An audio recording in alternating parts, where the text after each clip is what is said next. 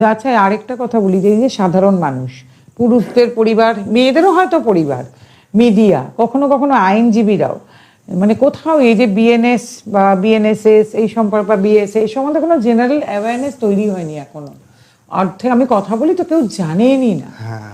মানে আর বিশেষ করে আমাদের ইয়াং জেনারেশনের মধ্যে কিন্তু এ নিয়ে কোনো সচেতনতা নেই। তো মনে হয় না যে এটার একটা ভীষণ জরুরি, যে কলেজে কলেজে এই নিয়ে ওয়ার্কশপ হওয়া উচিত, ইউনিভার্সিটিতে হওয়া উচিত, কর্পোরেটে হওয়া উচিত। আমার মনে হয় না যে, এবং এগুলো তো খুব বেসিক নিড বলে আমার মনে হয়। দিদি, এটাতে আমার একটা খুব কথা বলতে ইচ্ছে করছে। মানে আমাদের জার্নিটা না বি থেকে ডি অবধি, বার্থ টু ডেথ, মাঝখানে একটা সি আছে। ওই সিটা হচ্ছে চয়েস। এবার এই চয়েসটা আপনি দেখুন, আমাদের কেন জানি না আমাদের এই চয়েস এখন ফেসবুক, ইনস্টাগ্রাম এগুলোতে, ইউটিউব এগুলোতে বেশি। আমরা কখনই, ঠিক আছে, সেই মাধ্যমগুলোকে ব্যবহার করেও তো আজকে এই যে আপনার আজকে পডকাস্ট, আমার মনে হয় আমি খুব আশাবাদী যে অন্তত 10টা মানুষ হলেও উপকৃত হবে। তো তাতে যদি উপকৃত হন, সেই প্রচেষ্টাটা বারবার করা উচিত। দিদি, আপনার এই প্রচেষ্টাকে আমি এই জন্যই সাধুবাদ জানাচ্ছি যে আপনি কিন্তু আজকের মাধ্যমে, আজকের ভাষায়, মানে আজকের মাধ্যমে তাতেও কিন্তু একটা প্রচার, এই সঠিক জিনিস প্রচার করা। হ্যাঁ, কারণ আমি যখন এই পডকাস্টের কথাটা বললাম, আমাকে এরকম অনেকে বলেছিলেন যে এটা যদি, মানে আমি যেহেতু পুরুষ মানুষের জন্যই পডকাস্টটা করতে চেয়েছি, তো এরকম প্রস্তাবও পেয়েছিলাম আমি যদি সেলিব্রিটি পুরুষ মানুষ নিয়ে আসি, যা সেলিব্রিটি আপনারাও কিন্তু মানে আক্ষরিক অর্থে এন্টারটেনমেন্ট বলতে আমি বললাম, কিন্তু আমি এই কাজ করতে এসে বুঝেছি আপামর পুরুষ মানুষ বাংলা এবং ভারতবর্ষের যারা বিশেষ করে অসুবিধার মধ্যে দিয়ে যাচ্ছেন, তাদের কাছে কিন্তু সবচাইতে বেশি জরুরি হচ্ছে লিগাল কথাবার্তা, লিগাল হেল্প এবং লিগাল অ্যাওয়ারনেস। তারা কিন্তু, কারণ এটা তাদের বেসিক নিড, যারা বিশেষ করে অসুবিধার মধ্যে আছেন তারা এগুলো জানতে চান। তা মানে মানুষের যেরকম বেসিক নিড না, রুটি কাপড় আর মকান, এগুলো হয়ে যাওয়ার পর মানুষ এন্টারটেনমেন্টে যায়, গান বাজনা করে, কবিতা লেখে, সাহিত্য সংস্কৃতি, খেলাধুলা, যতক্ষণ এগুলো না মিটছে তাতে ওগুলোতে নজর থাকে না। তেমনি আমি এতদিন কাজ করে বুঝেছি যে আমাদের কাছে এত নির্যাতিত পরিবার আসেন, এত অসুবিধায় পড়ে থাকা পরিবার, তাদের কাছে না এগুলো নিয়ে পডকাস্ট করতে গিয়ে আমার কোনো লাভ নেই। আমি আজকে কোনো সুপারস্টারকেও নিয়ে আসতে পারি, গায়ককেও আনতে পারি, সব করতে পারি, কিন্তু তাতে না আমার কোনো লাভ হবে না। কারণ আমি যাদের জন্য করতে চাই, আমরা তো এটাই করতে চেয়েছি সবসময়, পুরুষ মানুষ এবং তাদের পরিবার, তাদের কাছে আজকে আপনাদেরকে আনলে আমরা যেই জিনিসটা দিতে পারবো, এনাদেরকে আমি কাউকে ছোট না করেই বলতে চাই, তাদেরকে না আমরা সেই প্রার্থিত জায়গাটায় পৌঁছতে পারবো না।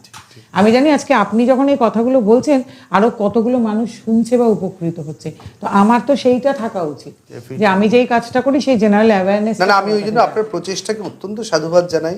আমি জানি আমার হয়তো আরো আইনজীবীরা এখানে আসবেন, তো আমিও এটা বারবার দেখছি যে জেনারেল অ্যাওয়ারনেস বলে কিচ্ছু নেই, অথচ এই ছেলেরা কেউ বড় আইটিতে আছে, কেউ বড় চার্টার্ড অ্যাকাউন্টেন্ট, কেউ ডাক্তার, কেউ ইঞ্জিনিয়ার, বড় বড় কাজ, চাকরি বাকরি করেন, বড় বড় মানে কলেজে পড়ান, সায়েন্টিস্ট, কিন্তু বেসিক অ্যাওয়ারনেসটা আমাদের কনস্টিটিউশন, আমাদের এখন বিএনএস চেঞ্জ যে হয়েছে, আগে যে আইপিসি সিআরপিসি ছিল তাও জানে না। এটা খুব লজ্জা হয় এবং আমার খুব দুঃখ হয়। আমি বাবা মাদেরকেও তাদের বলি যে আপনারা তো নিজেরাও কিছু জানেন না, এই প্রজন্মকেও কিছু শেখালেন না।